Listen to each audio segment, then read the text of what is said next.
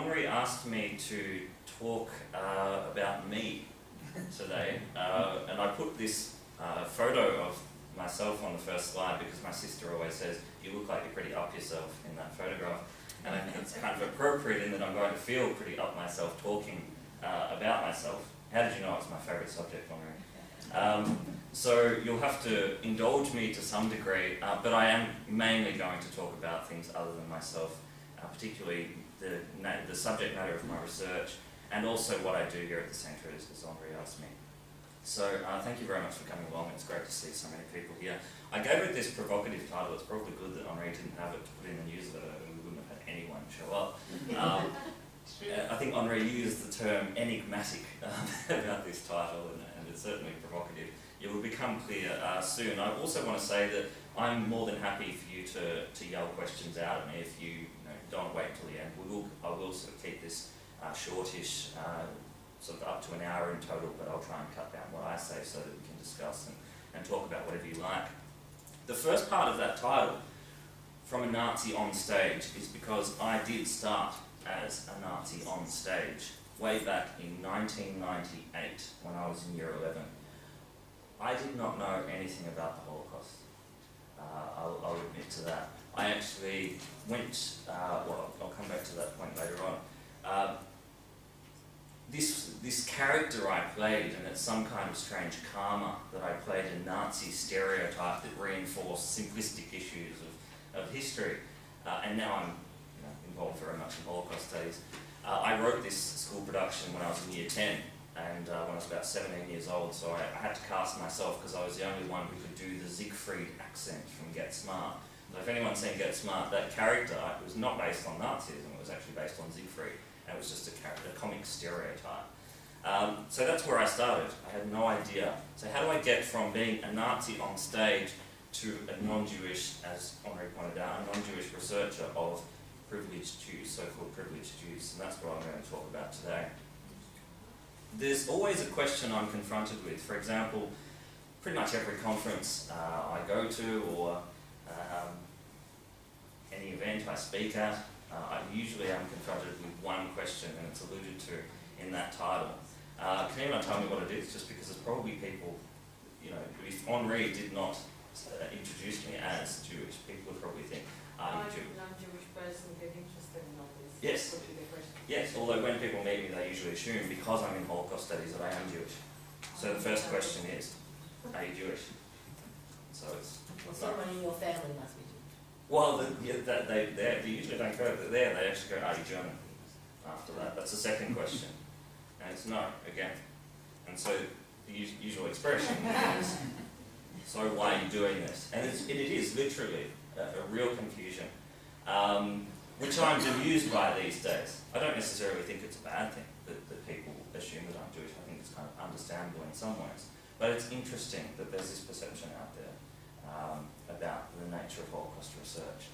To give a brief background of where I've come from, before I talk about why or how I came to be there, I studied a Bachelor of Arts at Deakin University on the Geelong campus from 2001 through to 2003. And I chose to study at Deakin in Geelong partly because my parents wanted me to get out of the house. I grew up in Kyneton, a small country town. I didn't like the idea of going to the city, and now I live in Melbourne, so that's destroyed.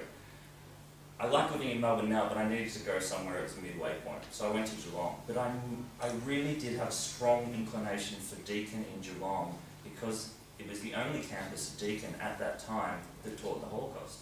It was not taught in Melbourne for many, many years, until about 4 or 5 years ago. That's when the Holocaust started to be taught at Deakin in Burwood. So that was partly why I chose Geelong. So I had a sense of obligation and certainly a very keen curiosity or interest in this subject, not knowing much about it at all. In 2004 I wrote my honours thesis on Holocaust film, which was focused on Schindler's List, The Pianist and The Grey Zone. I looked at how sentimentality, that overt emotional pull on viewers, impacts on historical representation. And after that I did my PhD on Holocaust representation from 2005 through to 2009, graduated in 2010. Why? Well, I think about it and I don't necessarily know all of the reasons why. I think they shift over time, and I think there's multiple reasons. I don't remember when I saw Schindler's List. It came out in 1993 when I was 11 years old. So I actually don't remember when the first time was. I saw it on DVD. My parents, I know, wouldn't have let me watch it for some time. So it may have, I remember being very moved, but I don't know when I watched Schindler's List. Shoah had a very much, I watched it on VHS from the library at Deakin, but that wasn't until 2003 at the end of my degree. So again, that's one of the earliest memories. But I think one of the things that will interest you the most is in 1999, when I was about 17, 18, in year 11 again, the same year that I was playing a Nazi on stage, ironically, I came here. And it was part of a religious education course at a Catholic school. And I'll be honest, the teacher had no idea what the Holocaust was either. If I did not come here, I would have walked, I wouldn't have heard anything about the Holocaust. But I remember I was upstairs and I heard two women survivors speak. And I still remember very specific details of one of those talks. I couldn't tell you obviously who it was, but I can tell you that that had a massive impact on me. And I always wanted to know more. I could identify through that survivors talk, and I know that that's not new to anyone, the power of hearing survivors speak. In that case, in that sense, I have very much an indebtedness to the centre from very early on, even before I came back here. It was years before I came back, since I went here the first time.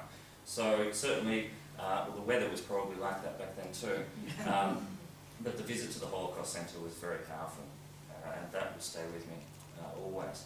But even though I went to the centre, I almost did my honours thesis on the Lord of the Rings, because that was the big thing at the time. And I was lucky that I chose. That was my backup topic. I was lucky I chose the Holocaust, I think. Otherwise I would have been walking around in costumes at conventions and not much else, now probably not even working at university. But that was really there was still a bit of shifting sands. I didn't know whether I was going to focus on the Holocaust. What brought me around to the Holocaust, I think, again, was a survivor. In 2003, the year before I did my honours thesis, my friend, serendipitously, without me knowing anything about it, he had the newsletter for the Jewish Film Festival that was taking place in Melbourne, as it does every year. And it had a film called The Grey Zone showing there. I'd never heard about it. I must have read something about it and I was instantly intrigued. I remember on the train up from Geelong to Melbourne to watch this film, I read Levy's essay, The Grey Zone, from the Drowned and Saved. And because I wanted to read at least part of the essay before I watched the film. And that film really hit me hard. There wasn't a great number of people in the audience. And, My apologies. No, that's fine. But I watched that film and that stayed with me. So that's really where my research started. Again, with Holocaust representation, the merging of live Holocaust survivors, listening to them at the centre, watching stories on film, and also reading the testimony of Primo Levi and other survivors. Early on in my research, I actually read about, and I'll come to this gentleman in a minute. You can see the Holocaust Centre continues, and I'm glad that Philip is here today. The Holocaust Centre continues to have an impact on me. But I actually read a testimony early on in my research about a young boy who was being led to work in Auschwitz after the selection, and he told his younger brother to go and find mum and dad. And he inadvertently sent his brother to the gas chambers, and he lived with that. And having a younger brother myself, not that I would put myself in that position, I could not understand what it is like to go through that, but that kind of story stayed with me. Now, it was in about 2006, possibly, I came up to the Holocaust Centre on the advice of my supervisor to have a chat with a gentleman named Philip Wiesel in the testimonies department. And we had a quick chat about my research, and we planned to catch up again soon so he could lend me some video testimonies which might have been related to my thesis. As it was, they didn't make it into the thesis, but I did publish several works thanks to Philip's very much helpfulness to me. So that sort of started to feed into my research. And I like that photo because it shows how much weight you put on after a PhD or during. I used to be that skinny. At least it shows that I'm taller than some people, I know. But so thank you to Philip, and it's great to be here for that reason. So again, the Holocaust Centre has continued to foster my research, and all through my PhD I was either helping out here, but mainly being helped here. So my research, to give you a brief overview, and I'll have some lengthy quotations, I certainly won't read through them all, as I said, is based on Primo Levi's idea of the grey zone. And the issue of me being non-Jewish, I think, is important here insofar as Levy's grey zone points to that tension between the Jewish specificity, the Jewish nature of the event, the fact that it was Jews who were intended to be physically exterminated as a whole, but also the universal significance of that event. There's a tension there that's still not resolved and probably never will be, but that's the big debate over uniqueness, which has often been called unprecedentedness instead, because uniqueness is often seen to be a controversial term, and the universal significance, that it means something to everyone. And certainly we can see through Holocaust education and the people that come through the door here that there is a universal significance to the event. And the grey zone points to that in a lot of different ways.